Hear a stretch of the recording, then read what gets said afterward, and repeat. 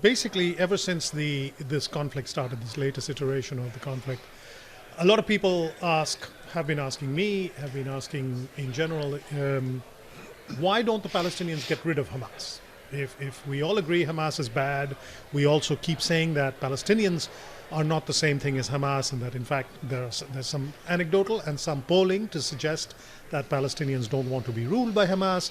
Why don't they just get rid of them? And I'm trying to explain in this column why that is. Gaza is a very unique place. It's been described as an open-air prison.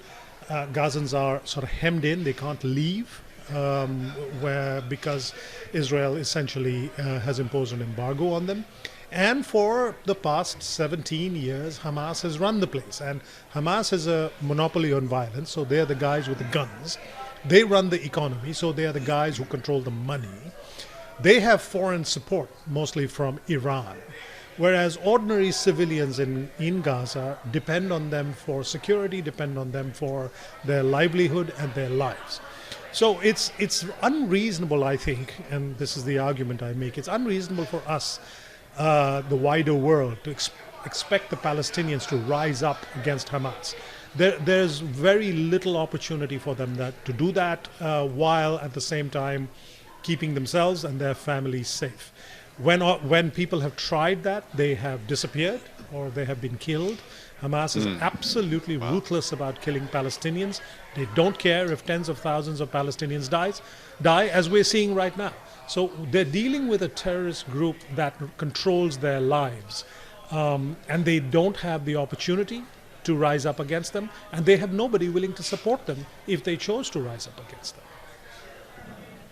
So we have some data actually that you cite in your piece from the Washington Institute. What did the Washington Institute find in terms of who Gazans would actually like to rule if Hamas were out of there?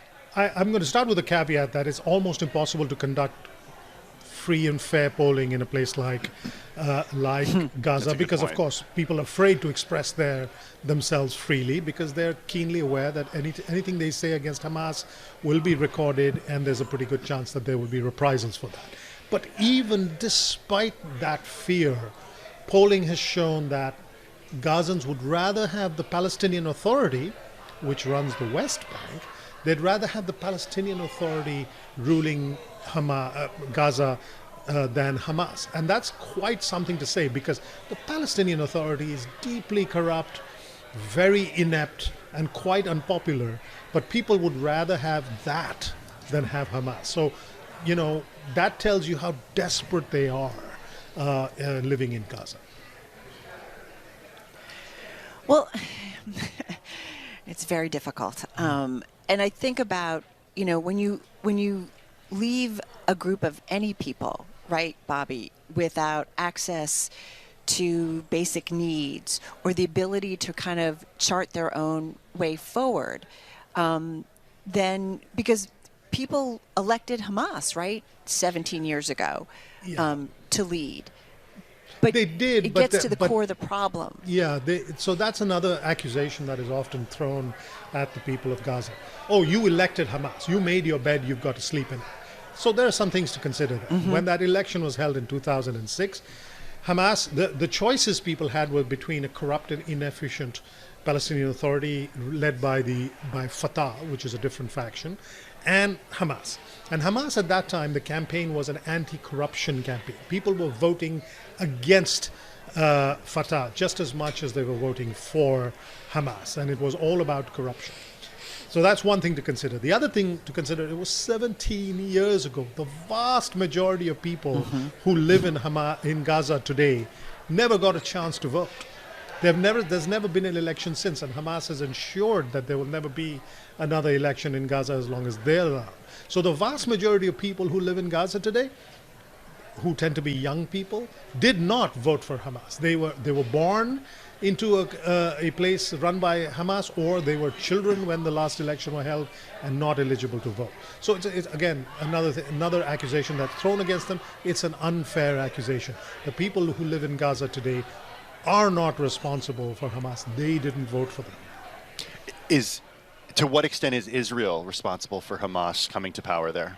Well, there's a large body of credible reportage by credible news organizations that show that over a 20-year period, Israel, and particularly Prime Minister Benjamin Netanyahu, has encouraged the growth of Hamas as a way of dividing the Palestinian opposition to Israel. So supporting the Palestinian Authority on one side and Hamas on the other side to counterbalance the authority of the PA.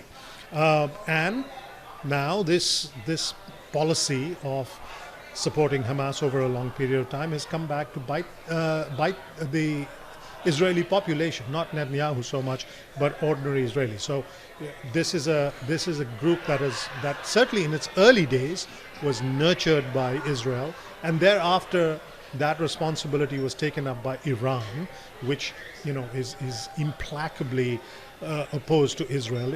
Iran is now Hamas's main and probably only real supporter. Iran provides money, arms, training, diplomatic cover for Hamas.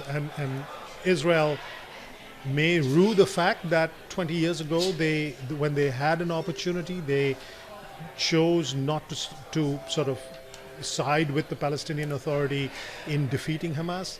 But that ship has long since sailed.